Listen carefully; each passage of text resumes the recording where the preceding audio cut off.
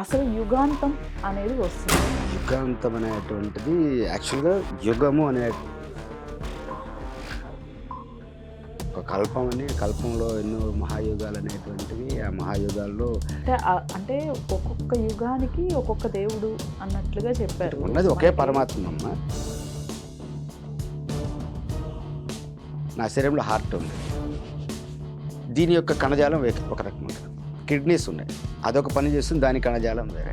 హిమాలయాల్లో ఇక్కడ ఉన్న ఋషులు కేవలం అది కూడా మన భారతదేశంలోనే కొన్ని వందల సంవత్సరాలు బతకటం ఎలా సాధ్యమవుతుంది? సాధ్యమేనమ్మా అది.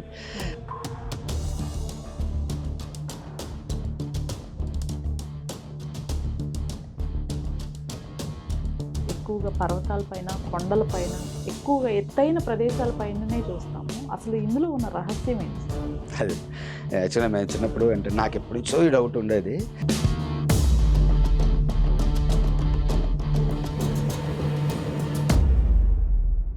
అసలు ఎవ్వరికీ తెలియని అటువంటిది ఆది శంకరాచార్యుల వారికి తెలుసు. ఒక రహస్యం తెలుసు ఆయనకి.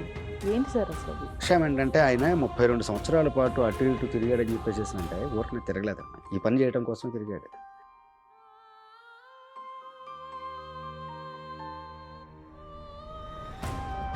గ్రహణం తర్వాత కొన్ని కార్యక్రమాలు పాటిస్తూ ఉంటాం. ఎక్కువగా హిందువులు శుద్ధి అంటే లేకపోతే కొన్ని చేస్తూ ఉంటాం.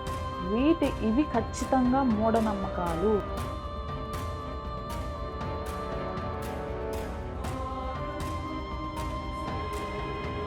ఇప్పుడు ఒకటమ్మా, ఇది ప్రకృతి.